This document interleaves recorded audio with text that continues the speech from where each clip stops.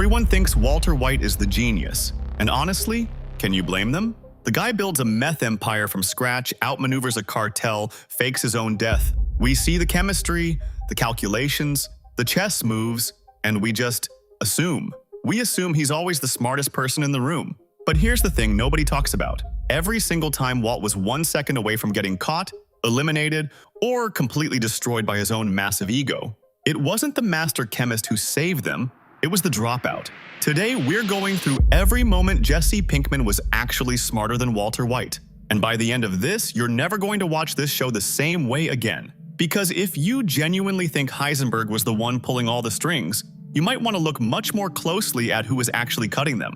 Let's go back to 4 Days Out, the desert episode. Walt and Jesse are stranded, batteries dead, no phone signal, the sun is brutal. And Walt, this brilliant university-educated chemist, is falling apart. He knows the exact elemental composition of what's around them. He understands the chemistry. He understands exactly how impossible their situation is. And that knowledge, it paralyzes him. He starts spiraling. He's coughing up blood. He's mentally writing his own obituary in the sand. The complexity of the problem swallows him whole. Jesse doesn't have that problem. Jesse doesn't know how impossible it is. He just knows they need to survive. And here's what that does to a person. When you don't fully understand how broken something is, you're free to just try to fix it. Jesse starts throwing out ideas. Robots, dune buggies. Look, none of it is scientifically sound. But his brain never stops moving toward a solution. Walt's brain is stuck on the problem. Jesse's is already circling the exit. And it's Jesse the dropout who asks the fundamental question about the lab's power source that actually sparks the idea in Walt's head. Without Jesse's relentless, stubborn, uneducated refusal to give up, the great Heisenberg dehydrates in the New Mexico sand. Walt had the knowledge. Jesse had the will. And in a survival situation, will wins. This isn't a one-time thing. This is a pattern. It plays out again and again. Walt overthinks, panics, lets his pride blind him, and Jesse cuts through all the noise with one simple, often overlooked truth. Which brings us to the most underrated episode in the whole series, The Fly. People call it a bottle episode, a filler episode, a slow episode. It is none of those things. It is the single most revealing window into why Jesse is the emotionally superior operator in this partnership. Walt is losing it. He's sleep-deprived, paranoid, obsessed with a single contamination source in their underground lab, a housefly. He is willing to shut down the entire operation, miss their quota, and anger one of the most dangerous men in the American Southwest over a fly. That's not genius. That's a breakdown. That's a man who has stopped functioning. And here's the part that should make you stop and rewind. Walt, in his unraveling state, almost confesses everything about Jane to Jesse. Right there, in that moment. If those words had left his mouth, their partnership ends. Jesse's life probably ends with it. Walt's spiral was going to take them both down. Jesse sees it coming before Walt even realizes what he's doing. He doesn't grab a fly swatter. He grabs Walt's mental state and starts managing it. He drugs him not to hurt him, not out of cruelty, but to force him to sleep, to stop the bleeding. He climbs the ladder, does the physical work, humors the madness, just enough to keep the machine running. Think about what that requires. Jesse had to read a situation most people would panic in, recognize that the real threat wasn't the fly. It was his partner's disintegrating psychology, and then act with calm, deliberate care to protect something Walt himself was actively destroying. That is emotional intelligence at an elite level.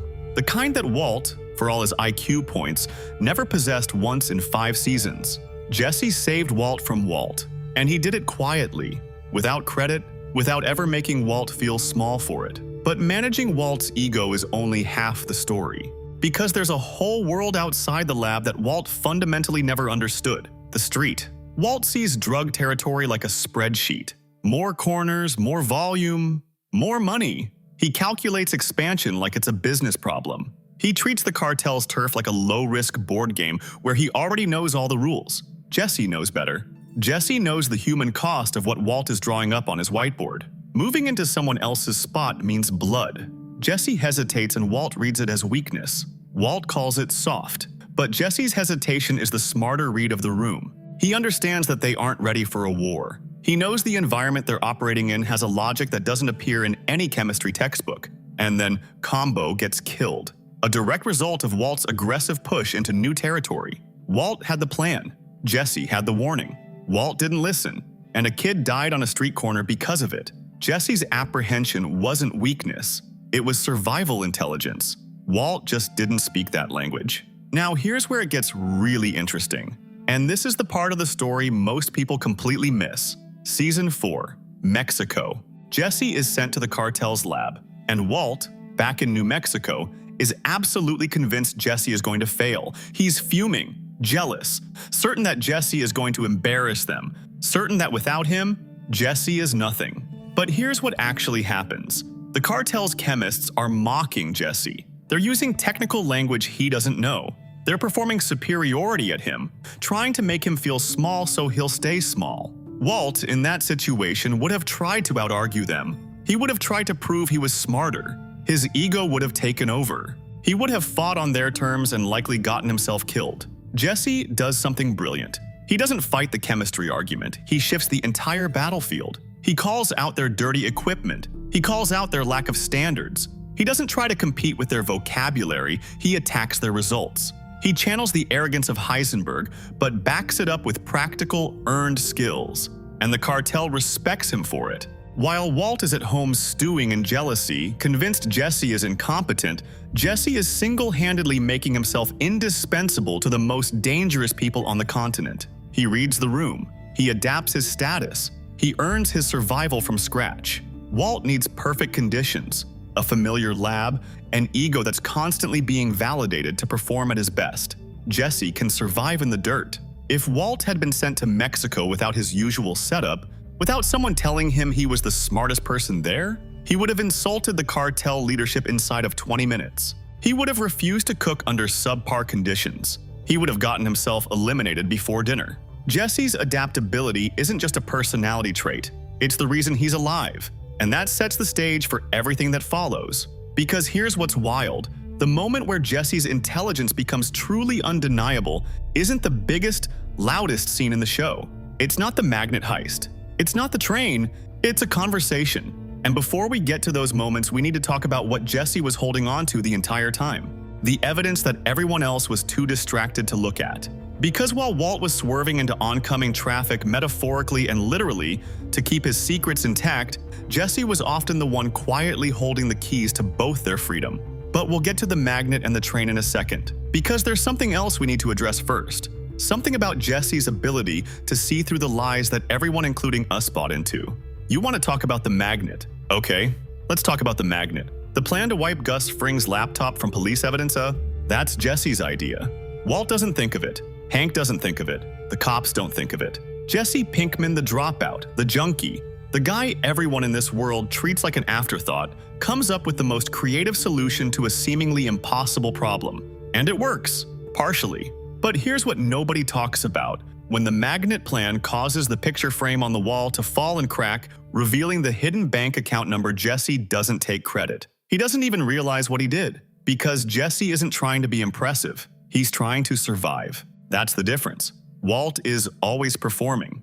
Jesse is always solving. The train heist works the same way. The core logistical innovation, the methylamine switcheroo, that comes from Todd's observation. But the human variables keeping everyone calm, managing the moving parts, reading the panic in real time, Jesse is the one holding that together on the ground. While Walt calculates, Jesse communicates. And out there, on a live train with a ticking clock, communication is everything. But nothing in the entire series prepares you for what Jesse does in the final act. Because escaping is one thing, staying free is something else entirely. When Jesse breaks out of that compound screaming in the El Camino, he isn't just running from neo-Nazis. He's a fugitive. Walter White's death is all over the news. Jesse Pinkman is the surviving face of the operation.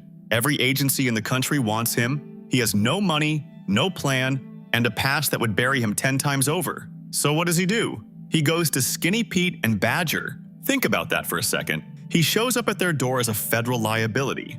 Anyone with a logical, self-preserving brain would have shut the door. These are low-level street guys with their own problems.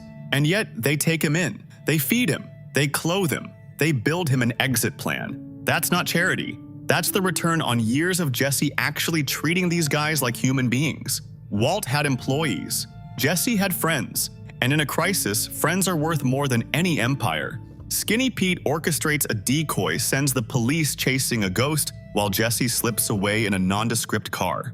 A masterstroke of misdirection, executed by the exact people Walter White spent 5 seasons looking down upon. That social capital? Jesse built it slowly, genuinely, without ever calculating what he'd get back, and it saved his life. But the final exam is still coming. Jesse needs money. He knows where Todd hid his cash. But getting there means facing Neil and his crew arrogant, armed, dismissive. They see a broken rat. They think this is easy. Neil wants a showdown, a Wild West duel, classic ego performance. He wants to prove he's the fastest gun. A younger Jesse would have been intimidated. Walter White would have tried to negotiate a percentage or build something explosive in the back room. Jesse agrees to the duel, stands his ground, lets Neil perform his confidence, and then he shoots through his coat pocket before Neil's hand even reaches his holster. A second gun, hidden. Nobody saw it coming because nobody was looking for it. It's dirty, it's underhanded, it's absolutely brilliant. Jesse uses Neil's ego as the distraction. He exploits the expectation of a fair fight. He refuses to respect the premise of the game. Walt needed a trunk-mounted machine gun and a custom remote trigger to kill his enemies. Jesse needed a coat pocket and the clarity to know that fair fights are for people who have something to prove. Jesse was just trying to go home. With the money secured, he faces the disappearer. This last negotiation is the quietest and somehow the most powerful moment of Jesse's entire arc. He doesn't demand, he doesn't threaten, he doesn't try to be clever. He pays his dues. He accepts what he can't change. He purchases a future with brutal, honest clarity.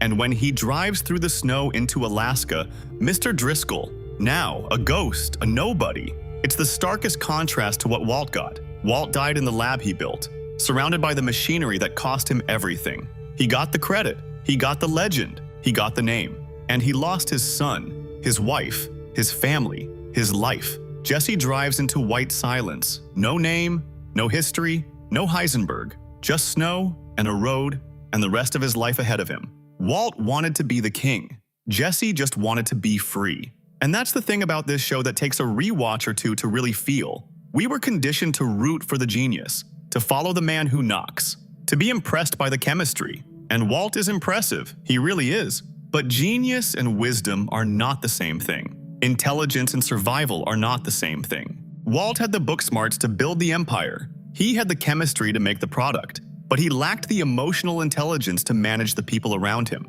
He lacked the adaptability to survive the chaos he kept creating. He lacked the humility to walk away when he still had something left to walk away to. His ego built the cage. His ego locked the door. Jesse survived because he learned slowly, painfully, at enormous cost the one lesson Walter White never could: knowing when to stop. The smartest man in Breaking Bad isn't the one who died a legend. It's the one who lived long enough to forget the name Heisenberg. If you want to go deeper on this, the psychology of Better Call Saul, the unseen logic of the criminal world these characters move through, hit subscribe because there's a lot more coming. And right now, check out the video on screen for a full breakdown of every serial killer who could have actually taken down Dexter. See you there.